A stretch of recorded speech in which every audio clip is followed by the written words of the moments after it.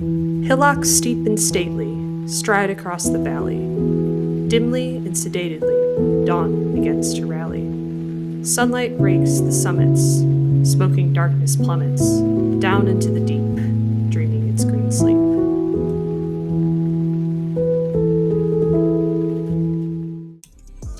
The downtown Reykjavik was very beautiful. It was chaos getting there, but the city felt very European and clean. And it was funny to me, I noticed all the trash bins had the 6-part recycling, so you could pre-sort your recyclables. Yeah, that was pretty great.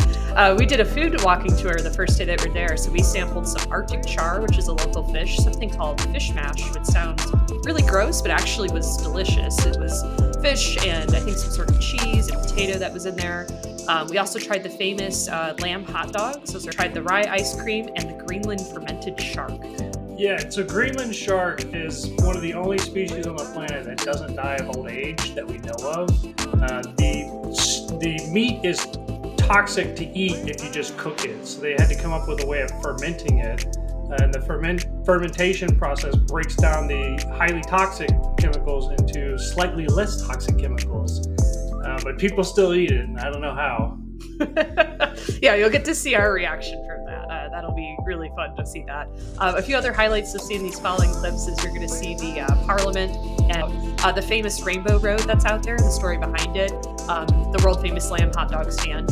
And we'll actually let our awesome guide, whose English name is Bonnie, because we struggled with the Icelandic names and the language in general, to explain some of that in some of the following clips here. Tour, so you get like points if you're correct. Oh, great. Yes. So, what building is this? It's got a crown on it, so I assume it's where the monarchy conducted business. Yeah, monarchy of what country? If I had to guess, I would say Denmark. Yes, you're not saying it angrily enough. Say Denmark EU. Like add an EU afterwards.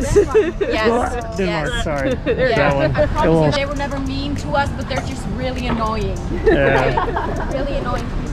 They don't have personalities or something? Yeah, no, they don't. Their personalities being better than us, acting like they're better than us. They're not. All right, but yes, so this is the Parliament, actually. It does not need to be any bigger. We're not that many. So, do you know the population of Iceland? 400,000. 400,000, Well, okay. 398. It's going to be a party when we turn 400,000. But yes, one question about Danes. Do you know when we got independence from Denmark? It would be post World War II, then after the fall of all the monarchies. Yes, so you two are kind of in the same area. So in 1944. Yeah. So like kind of exactly at the end of World War II, kind of. So that's where we got independence from Denmark.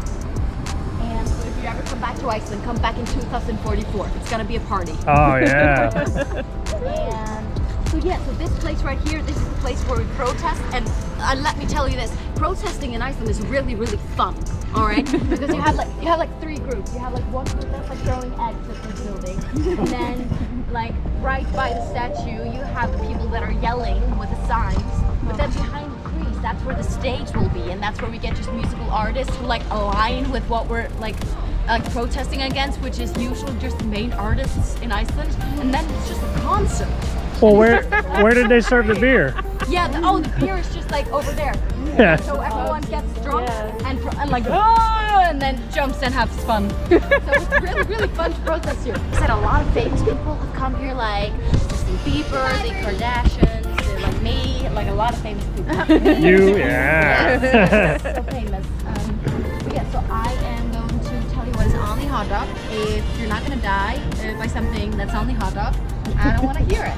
So great. So we have the bread, and then we have the ketchup, and then raw onions, and then fried onions, and then we have the hot dog, and it's a lamb hot dog. So it's 80% lamb, 10% beef and pork, 10% we really don't know. So take your chances. And then on top we have some mustard and remoulade. All right, sound good? Oh, we got one more meal. Oh, we do? Kind of remember I said we're going to 425 places. This is the liability place, because sometimes the line is so long that it goes over here and it wraps around this building over here in the summer. That's why we always have to say like, oh, 425. So like skull is what the Danish say. And we're not Danish. So we say pretty much the exact same thing. We say skull. Yeah, I would say that this is an acquired taste, but you have to be like 60 plus and male to like it. But I believe that no one likes it. I think they're all... Are they all cigar smokers? Probably. Cigarettes? And Oh, it smells absolutely foul. yes. But don't worry, guys. You're also getting a tourist version. This has only been fermenting for like 6 months to a year. Yeah, the local version is 3 years. Gonna do it. So it's gonna be skull, chew, shoot. Ready? Skull, chew, shoot. Okay. Ready? 3, all out loud and clear. 3, Okay. 2, 1. Skull. Skull.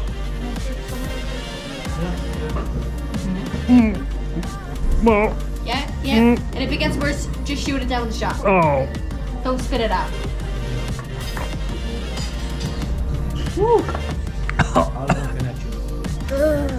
You got something wrong with you. Yeah, I don't know what's going on over here. Yeah, I don't know. He seems to be okay with it. Oh my god. It was not that bad. It was not too bad. It was just Listen to really the words that just came out of your Okay, mouth. wow, Not I that am bad. actually really surprised. All right. And then shoot. not the worst thing ever. That was Okay, foul. so it's basically only skin. So what's the history of the Rainbow Road? Yes, so great question. So essentially, the history of the Rainbow Road is that they started painting it for Pride Month every year. And our Pride Month is like in August because, I don't know, we want to be different and weird. But it just gained so much attention and attraction. It's that- now a tourist destination. Yes. Yeah.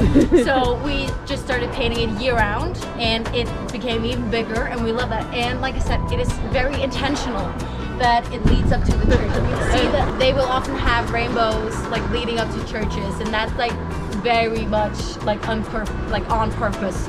Like everyone is welcome in the church, like everyone is equal. Like this is a very touristy design, but it's the very pretty puffins, as well. yeah. It's just puffins are very like a tourist item. Oh, I love this green one. Oh my Yes, god. but this Yeah, is that's the very traditional pattern. classic Yeah. design. This one as well. This is the area where the cats Look at that cat. What a beautiful black cat. Oh my goodness. We pretty much just live in their world and they rule it. Oh, you're so beautiful. Yeah.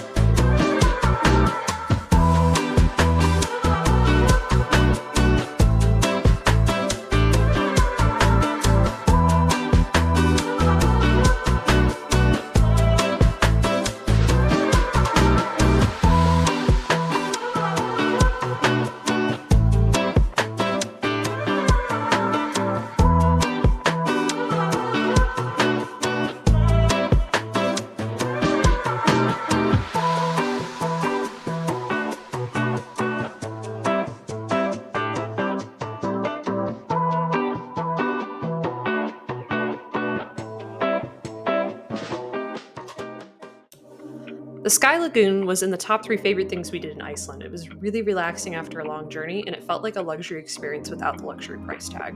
I love the multiple steps that they had to go through as a part of their sort of virtual experience.